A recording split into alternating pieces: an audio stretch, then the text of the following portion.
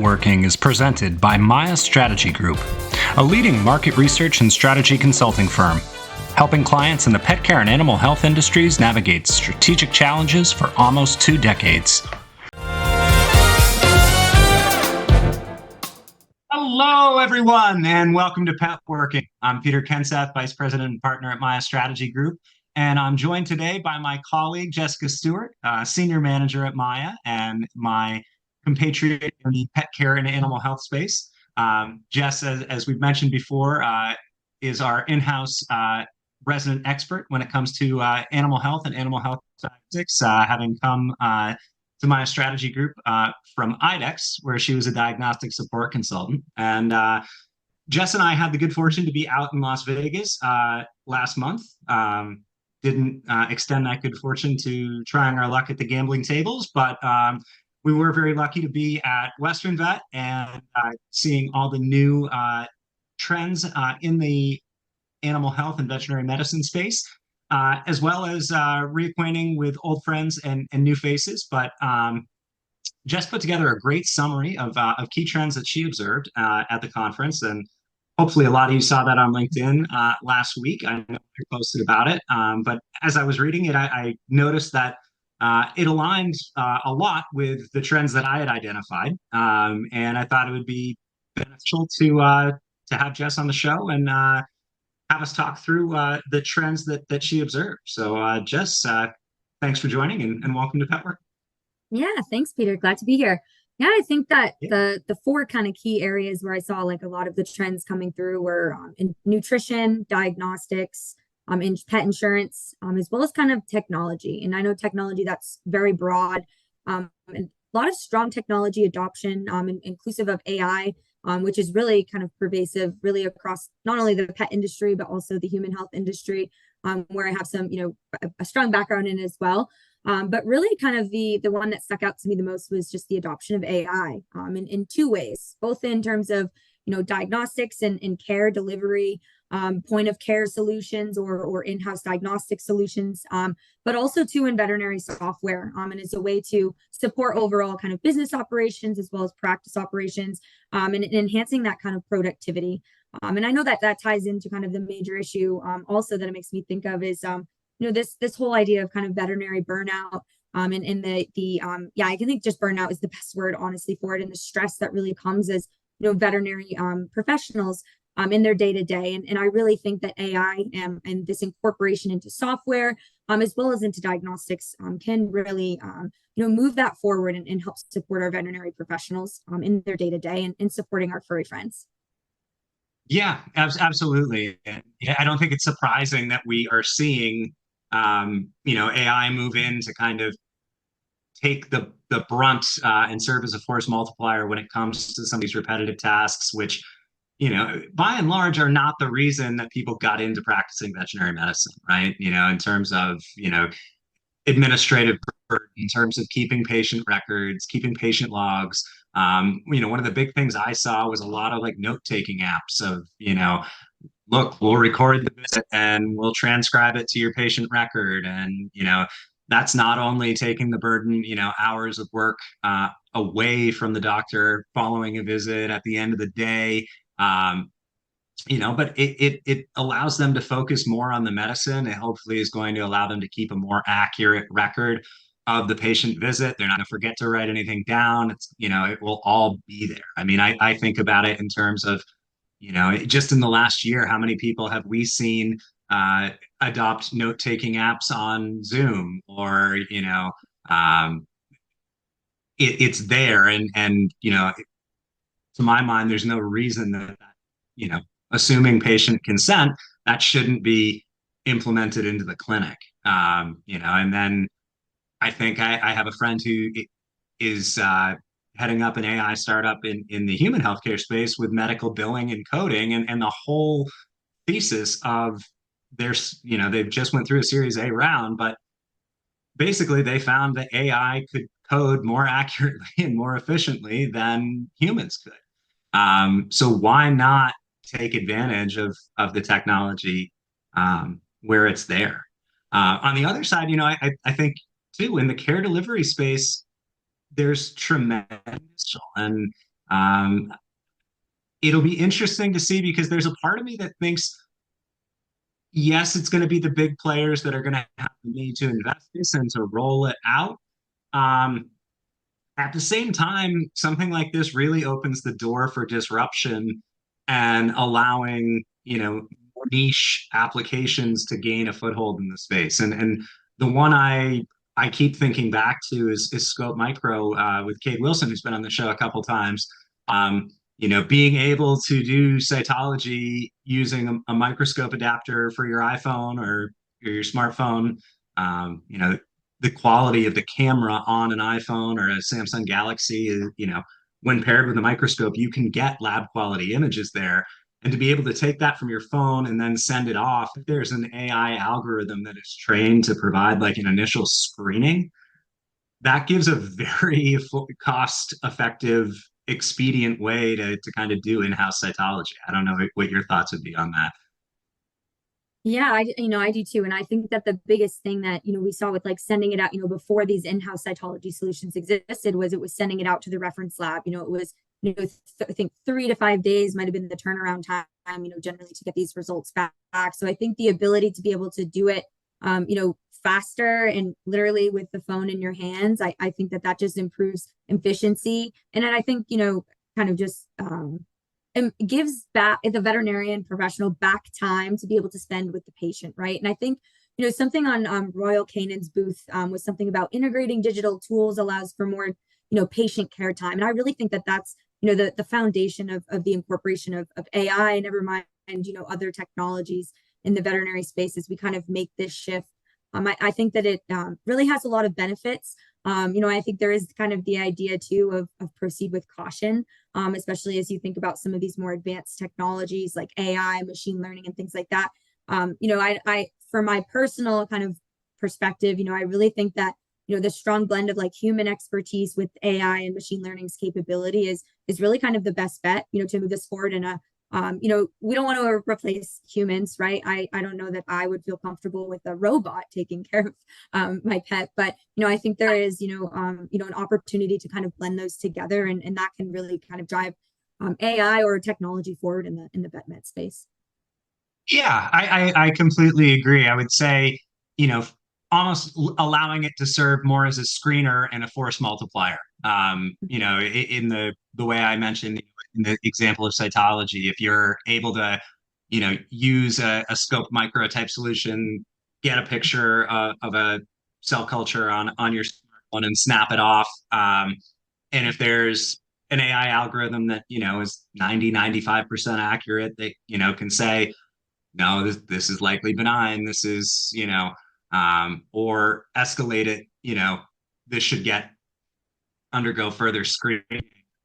That's saving a lot of time. That's giving a lot of peace of mind to the pet parent. I think it's also, one of and I made a post about it following the conference. One of the cool things I saw was a startup called Maven.pet, and they were taking a pet activity tracker, similar to the Invoxia collar that I've been trialing with Beanie for a while. And although it doesn't do location, it does heart rate, respiratory rate, scratching, sleeping, things like that. And they were selling it through the vet clinic and having it integrate with the PIMS. And then they have a team where they're analyzing that data. And if they're, and in conjunction with an AI algorithm that can say, okay, this seems off, and then pinging that pet parent that you might want to bring your pet into the clinic. I think it's a really cool model. I think, whether they're going to be the winner in the space, I am not sure. But I think, that is in some form or fashion, going to lead to huge advances in veterinary medicine just from the perspective of, okay, I'm actually keeping track of this data. I actually know what my pet's baseline heart rate is. I know what their baseline respiratory rate is, and I'm tracking that continuously. And you could very easily see a company like Mars, who owns Banfield, who owns VCA, they're the largest holder of veterinary practices in the country. And that's where I say I don't know that a Maven Pet is necessarily going to be the winner here, because if Mars wants to do something similar with Whistle, they own the Whistle Pet Tracker, they own all these veterinary clinics.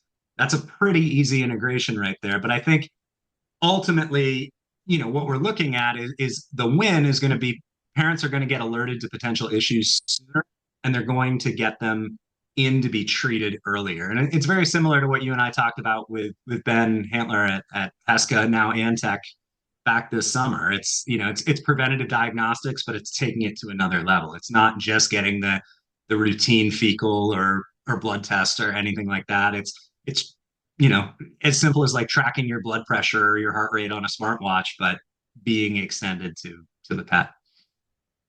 Yeah, and I think remote, patient monitoring, and I know we've talked about this before, is just brings in all that data, right? And I know that that's Mars's really huge advantage, just in all the subsidiaries that they have and the companies that they own. But just this idea of data and being able to leverage it and have and be able to be proactive about it. The more data you have, the more informed decision you can make. And I think that that ties in kind of the key finding I had around pet insurance, which was really like and you saw this through Nationwide's Pet Health Zone platform that they had. I actually got a demo from one of the representatives at the booth, and I think my jaw was on the floor the entire time because there's just so much data there that they're leveraging and that you can see just in that portal, and it's free, so anyone could go in there and do it, and it doesn't have to buy pet insurance from them, but it's really like you get energy level and bark level and lifespan information. You can get common conditions that it runs into, that particular breed rather would run into. Maybe it's like, poisoning due to exposure to toxins or ingestion of harmful substances. It will tell you like what the risk level is for that, what the costs might be around that, what the potential pet insurance could be, to cover that, or, what would cover that under pet insurance. But, and then there's more fun things too, where it tells you what the common names are and some fun facts about the breed. But, I think it's really just like, I think just the data, I think this day and age, people, treat pets as humans, right? They are our babies. They're treated like kids. They're part of the family. And I think that just creating that awareness around it and educating can really help, kind of pet parents meet the veterinarian and then, kind of being able to provide that support to the patient, both at home for the pet parent, but also to the veterinarian in clinic. I think it's very powerful. Yeah, Data, no, in and of itself, very powerful.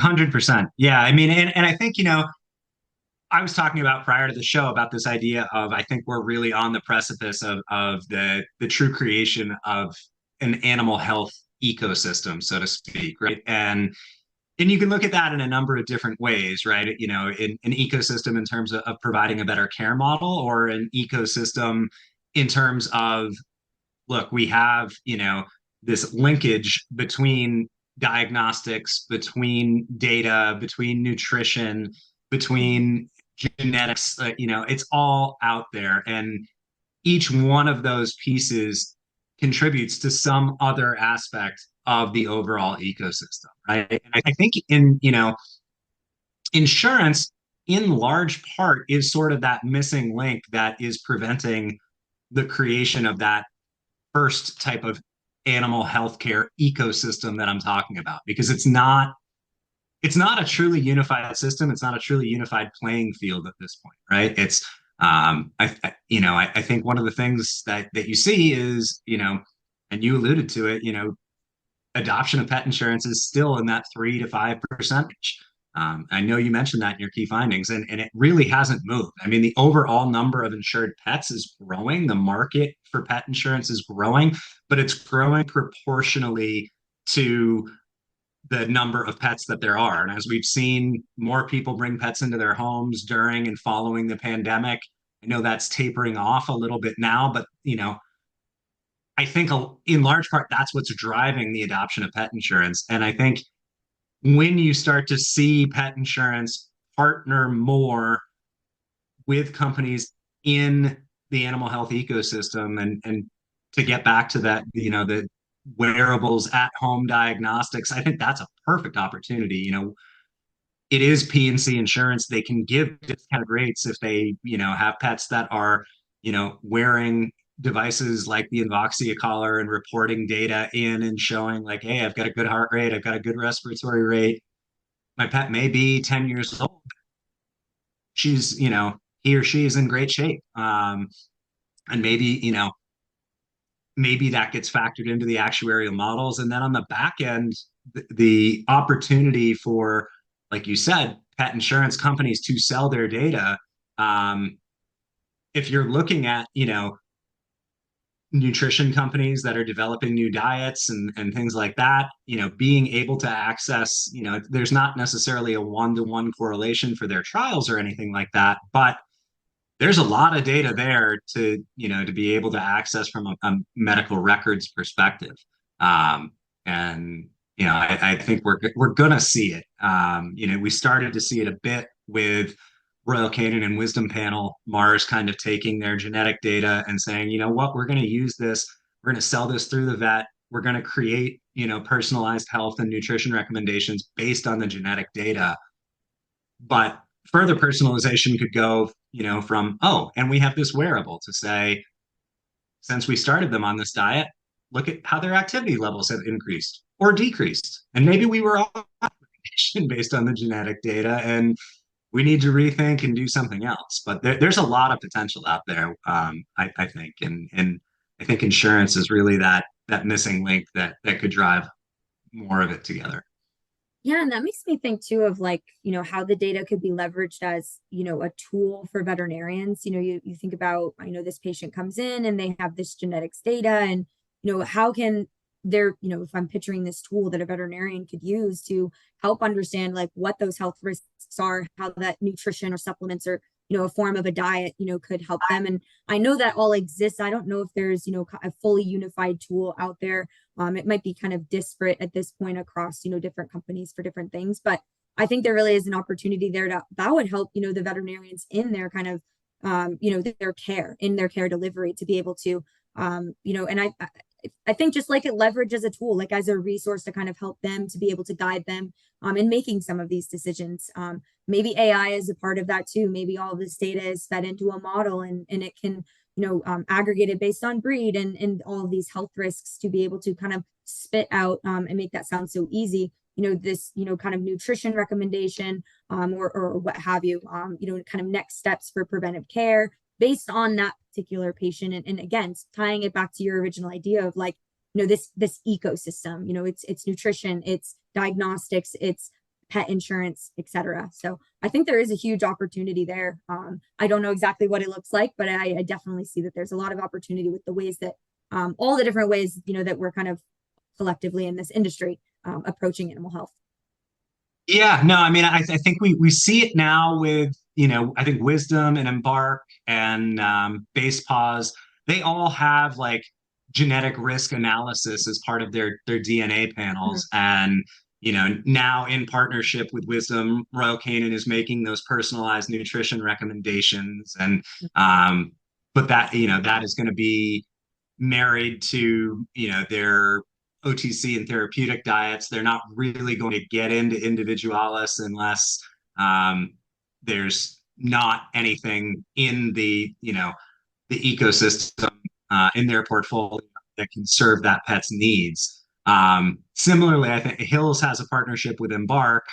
So when you're getting your DNA results from Embark, it does include a recommendation for a Hills diet that would benefit your pet. But you can take that, so we're just the genomics research is it's in its infancy, and Mars has the biobank project going on. I think it's in conjunction with MIT or Harvard, but they are going to be enrolling 10,000 pets and sequencing their genomes and then tracking them over the span of their life. The problem with a lot of this genetics research is that if we're enrolling dogs now and cats and they're on average living 12 to 15 years, we're a decade away at least before we start to get the data on how this plays out over the course of their lives. So I think we're very close to it. I think we're gonna, every year I think we're seeing more and more as more is done in terms of that research. Yeah, I agree. And I think that it could look a lot of different ways, right? Like I said, I feel like you are right. Absolutely. It's in its infancy. And I'm really curious to see where it goes. And I think too, like the idea, I guess, of like data sharing. I saw this new relationship that Zoetis and Covetrus have that are, really focused on, improving or enhancing the decision-making process, but also speaking back to the idea we had at the beginning is just like, the enhanced efficiency and accuracy and reduction in redundancy. I really think that there is, a lot of opportunity there in terms of the data. It'll just be interesting. And I'm really curious, to see how that does eventually come together. And hopefully I do see that sometime in my lifetime. I think we will. I absolutely think we will. It's, you know, I was thinking about this the other day, just at a general level, when we're thinking about AI and all the things it can do, I have to remind myself, like, when I was 9, I didn't have a computer, I didn't have the internet, I didn't, and that's only 30 years. When you think of how far we've come in 30 years, and then I think, my grandmother is 96, she'll turn 97 this summer. Um, when I think about what she's seen in her life, like, I mean, she was born prior to the Great Depression. She was, she saw the advent, the car become the predominant form of transportation in the United States. She's seen us move from radio to television, putting a man on the moon, you know, widespread adoption of computers, the internet. Um, I mean, the fun, when we think when I graduated college, the iPhone wasn't a thing. And I know I'm dating myself there, but like, I graduated in 2007, and it wasn't until 2008 that the iPhone really became a thing. Um, so I think it's going to be crazy, especially now that we have AI to kind of help drive these things and serve as a force multiplier, like where things are going to go. It's It's a good point. I think we always are like, well, what's going to happen next? What's going to happen next? But, it's important to look back and see how far we've come, as well, too. So that's a good point. But yeah, yeah. I don't, maybe that's a good place to transition. I know we were talking a little bit about, tailored nutrition and customized nutrition. Um, I know you meant, you were focused on, the science-backed diets, tailored diets. On a corollary, one of the things I saw was a much broader acceptance of raw, natural, whole food nutrition. Talking, with Kendra Prasad, the VP of Acquisition at the Farmer's Dog, they have a huge booth at WVC, and we'll be at Global Pet next week. You will not see the farmers out there because they rely on D2C distribution. The only reason they go and invest so much in attending WVC is they need to convince veterinarians that natural, raw, gently cooked diet is acceptable. And they said, more and more year over year, people are coming around to this idea that, you know, this natural whole food nutrition is the way to go. And it's kind of funny to me because this is what our doctors would tell us, right? They wouldn't say, "Oh yeah, go eat a highly formulated protein bar for every meal." They'd say, "No, make sure you get a balanced blend of vitamins and nutrients." And it's interesting because you can go out there and like do genetic sequencing personally and try to get like diet recommendations, but it's all going to be on like whole food nutrition. And I think, for as much as pet nutrition mirrors human nutrition and pet nutrition follows human medicine, this is sort of a divergence. Is that, whole food nutrition historically has been the outlier in the pet space. And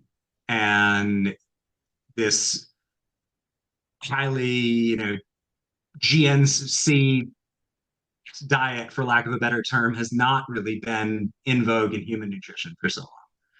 And I'm curious as to your thoughts about that. yeah, I think that that there's like a learning curve perhaps that exists there too, right? And I think that nutrition is not, I think it's equally important when you think about how do I want to say this?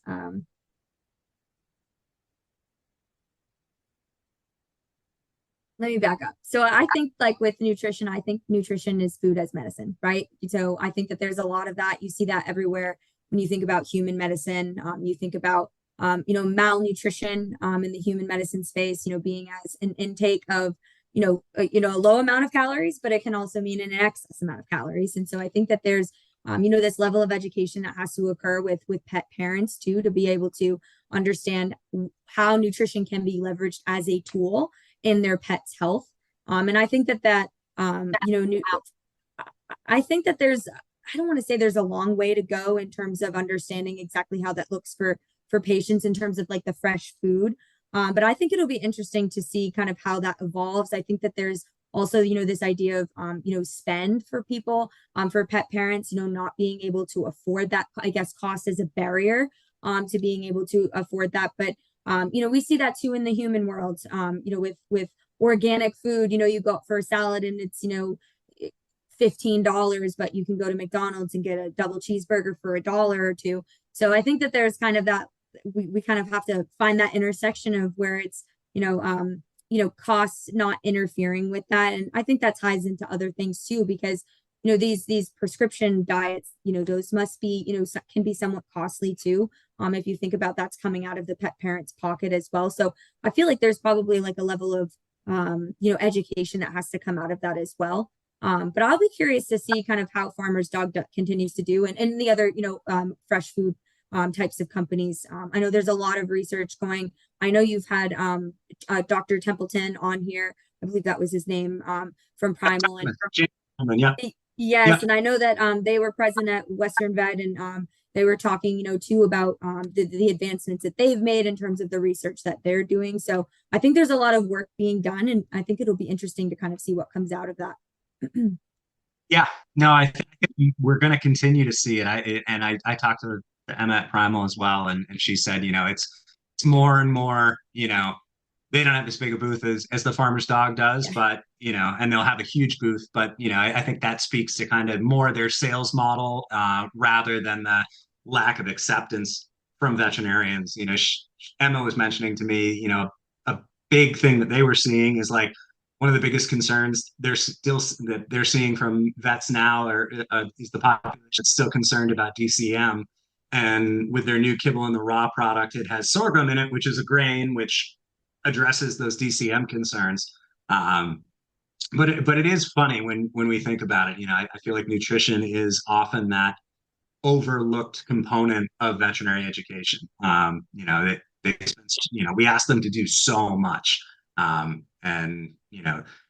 in terms of like nutritional specialists, similar to dental specialists within the veterinary profession, they're fewer and further between. I guess the last piece of your takeaways that I wanted to talk about, and we'll finish on a strong note here because this is right in your wheelhouse with diagnostics.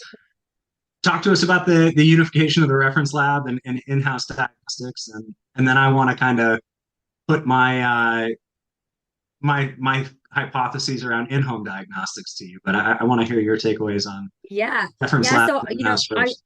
And I think the biggest thing I was really seeing was that they used to be so siloed. And I remember, and I'm not specific to IDEXX, but back when I was at IDEXX, there was really this idea of like, you either you send it out to the reference lab or you do it in-house. And there was overlap. You could send in a chemistry test to reference labs, or you could run it in-house. But there, not all of the clinics had in-house diagnostics, so they would leverage it, reference labs, to be able to send those tests out. But a lot, over the past, several years that I've, been around in this industry, is I've really started to see that come together, and really create this more kind of unified approach to it. And you really see that through Zoetis's virtual laboratory, where they more or less like it was just like connecting their pathologists with their reference labs, with their in-house diagnostics, and bringing those together to be like, let's look at this from all viewpoints, and not just siloed at reference labs data or siloed at in-house data. And that's not to say that people weren't doing this, veterinarians weren't doing this on the back end, but there really is this bigger message out there, I feel, in the industry, where it's like bringing those together, having all of that data right in one kind of spot, and being able to look at that and provide care based on that. And you see that too with like Antech and Heska's merger. I mean, that's one example, right? Like Antech kind of had the reference labs and the telemedicine and and then they brought in Heska, and they kind of had the point of care, and now they just have this very like robust portfolio where they're kind of hitting on all the different aspects of diagnostics and care delivery for pet health. And then, I alluded to it earlier, is the other one is the data sharing relationship that Zoetis and Covetrus now have, where they're not, they are they don't directly compete, but they are trying to improve that data sharing for veterinarians to be able to look at that all in one spot and have it hit Covetrus's PIM so that they can see it all there. And I think that that kind of shows that it's bigger than the companies and the competition and the business world, if you will. It's really about coming down to the data and how that they can better care collectively for that patient. And I thought that that's a really big message, and I think that also supports the whole veterinary burnout idea and an issue that is still very present, but there's solutions that are coming out to support that. But I feel like this is another element or another component of that as well, where it's just really bringing that together to be able to support care delivery and patient care. Yeah, absolutely. I mean, and I think, so central to that is the idea of, it's almost an omni-channel care delivery philosophy, right? You want to meet the pet parent where they want to be. And, when we see in-house, and point of care testing, that kind of alleviates that concern of like, I'm going to get my results while I'm in the clinic. I'm not going to have to go home and wait for a phone call. I'm not going to have to wait for my sample to be shipped off to a reference lab and then to go through processing and, whatever it is, whether you're waiting on, a reading of a biopsy on, a potential cancer diagnosis, or whether you're waiting to, if your clinic doesn't have an in-house snap test analyzer and you're waiting to hear if they have heartworm or not, or the results of a urinalysis or anything like that, that takes care of that component. The one that I saw, I'm fairly bullish on, and I think ultimately there are a lot of things that pet parents have to bring their pets into vet for right now that they really probably don't. And think about like where pets are most comfortable. It is not in a vet clinic. Like, don't I give veterinarians all the credit in the world. I know they try to make their clinics as warm and so many of them are free. But I see from personal experience, and I know Peony is on the more nervous slash anxious end of the spectrum, but like you put her in a sterile room and shut the door, and he knows like when I come here, I get shots, I get blood, it's not, unfortunately, it's not a place that like they have happy memories of, and they can't communicate how they're feeling about it. And it's like having a wearable that can give you like an heart rate, a baseline heart rate is so getting one of those in the clinic. Similarly, I think if we can like lower our pet stress levels and increase the convenience and ability to provide care, um, QSM Diagnostics with their GX kits, I think that's could be really groundbreaking.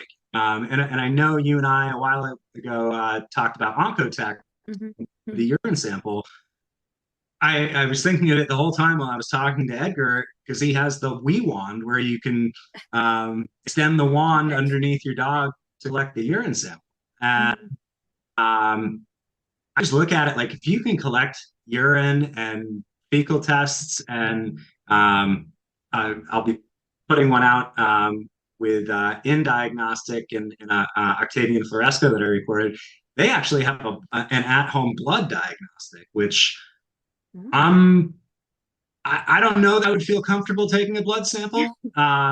Personally, I think that is probably one of those things you still need. I guess it's like a paw prick, similar to the way you would, and they're using it. I think monitoring like liver. Back and revisit that conversation, make sure I'm capturing that correctly. But it's giving your liver readings, and it shows up right on your phone. It's this thing that plugs into your phone. You put the drop of blood in. But I look at it like everybody I talked to about it was like, look, none of the big guys are really into this yet. And I just wonder, are they seeing a blind spot? Are the IDEX and Zoetis and Antex and Heskas of the world just missing, that this is something they need to add to their portfolio and that this is going to be a disruptor for them? Or, is it something that they're going to eventually start to roll out? Because I do feel like ultimately what is going to drive better patient care is making it more convenient for the pet parent. Yeah, And and sometimes for the it's pet. being able to, yeah, and for the pet, absolutely. The parent's the one who's making the decision, but if you care, if you don't want to see your pet stressed and anxious, you know, if you're a cat, we all hear the story, oh, look, my cat runs away the second I bring the cat carrier out. Like, I don't have a cat, but I hear those stories. So that solves a problem for them. I know personally, like I try to bring Peony by the vet and just put her on the scale and give her treats just to like remove that negative association. But the thing is that only gets me in the waiting room. And the second I bring her into an exam room, she knows, Yeah. something's going down. I'm gonna get some kind of test today. And you know, yeah, the vaccines and all that, you're still gonna have to go. But I I do wonder, and another one that I saw that thing that I saw there that I also think speaks to this is the idea of the mobile vet clinic. I don't know why we don't, at home diagnostics, mobile vet clinics. I think it's a huge untapped opportunity because I think most people would prefer that their pet be treated in the comfort of their home, um, you know, to the extent that they possibly could be. Yeah, I think it's an opportunity, and I kind of wonder, and I don't have necessarily any basis for this, but I really wonder if maybe the kind of major diagnostic companies perceive it as a threat to their business. Is it, but it is, if they think about it, maybe they do have a blind spot to it, but it could be, just an additional, revenue stream for them, right? If they were to offer some of these more basic tests as an, at home diagnostics, like you were talking about, QSM with the Wee Wand, right? It's just like, the more you can enable the pet parent to collect a better sample, that's also going to lead to better data. Right? If you don't get enough of a sample, then they can't run the test. So you got to go back and try to get the sample again. Or if they're in clinic, and they're nervous and their heart rate's up and they're shaking, you're not going to get very good heart rate data or vital information, right? Because they're just in this state of just anxiety. So I feel like it is an opportunity for the pet parent. It screams convenience to me, as a just as a consumer, or thinking if how that could be just more convenient. It could be more cost effective if I'm able to just collect a urine sample at home and send it out, and it's only this many dollars versus I'm going to the clinic, then I'm having to pay that kind of office visit fee. So it's interesting because I feel like it's it could go either way, right? It could be seen as an opportunity, but maybe it's also perceived as taking revenue away from the veterinary clinics as well. But it's interesting. I think there's a lot of ways that could go, but I definitely view it as convenient and both for the pet parent as well for the pet. Yeah, I mean, it's interesting with QSM's model, they sell almost exclusively through the veterinary. Like you can go and get tests on B2C base there, but where they're finding that the greatest adoption is with vets who are using them for like rechecks, right? Or even just general wellness, being able to say like, look, we'll drop ship this to the customer's home. They mail it in, it goes to our reference lab, and we send you the results. And to me, it's like I don't know why a Zoetis, IDEX, Pesca, Antec can't, it's making use of their reference lab. The only thing you're cutting out Yeah, is the sample from the veterinarian. And if you're selling it, through the vet whether that's through like um, a vet source or a covetris or, anything like that, where they're still, or a Chewy, where they're still seeing the revenue, it's true. seems to me like it's a win for all parties. Yeah, no, that's a good point too, because the major diagnostic companies, the Zoetis, the IDEXs of the world, they also have all of that like logistical, the logistics set up behind that. So I feel like your point is, like QSM, you said it's driven through the veterinary clinic. That makes a lot of sense. And yeah, I feel like in that light, it definitely makes sense. It's kind of a win-win for everybody, a win-win-win.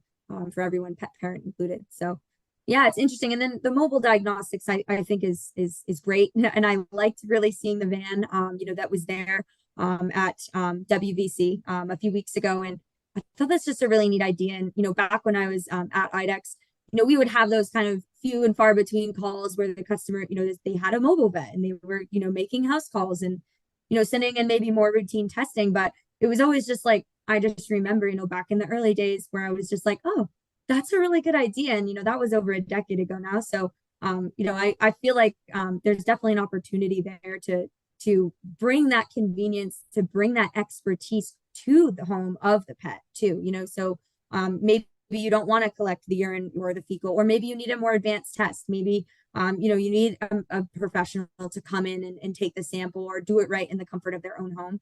I think there's partnerships, and I'm drawing a blank on the company, but, for tick-borne diseases, you see out in, the Southwest, where they're coming around and, they're visiting their patient's house and they're collecting that blood and being able to run that tick-borne disease. I think it's for Chagas disease. And I forget the company, but just bringing, yes, yeah, that's correct. Yeah, so just bringing that convenience, to the pet parent, but also that leveraging that expertise as well, and having the professionals still be able to conduct the test for the pet parent.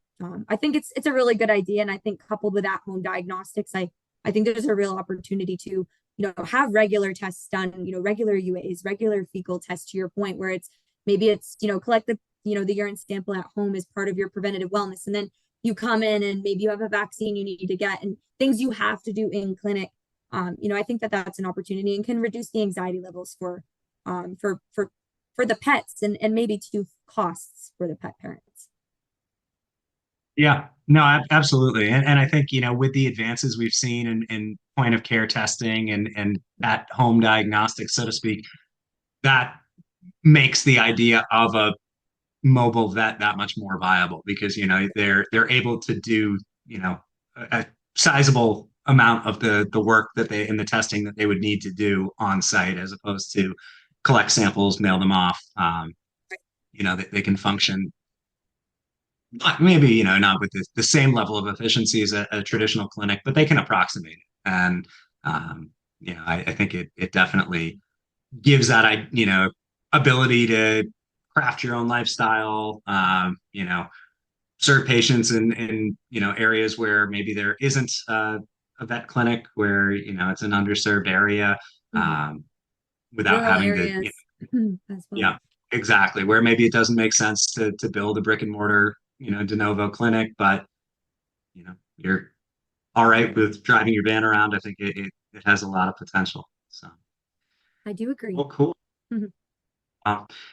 This is a recap of WVC, of Western Vet. And I think that it's really cool what we're seeing. I'm excited to see it unfold over the rest of the year. I know we'll probably be checking back in on this stuff periodically.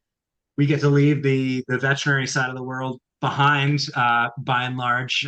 Next week we'll be down in Orlando at Global Pet, looking at all the latest trends in pet nutrition and treats and care. So excited to be returning to Global Pet, and Jess will be down there with me. So if anyone wants to meet up in sunny Orlando, I hope it's sunny anyway. We'll be there and drop us a line.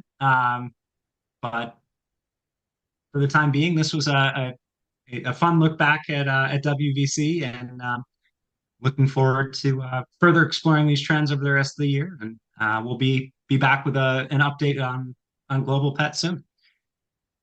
Sounds great. Thanks for having me, Peter. Absolutely. Thanks for chatting, Jess. Absolutely. Bye, everyone.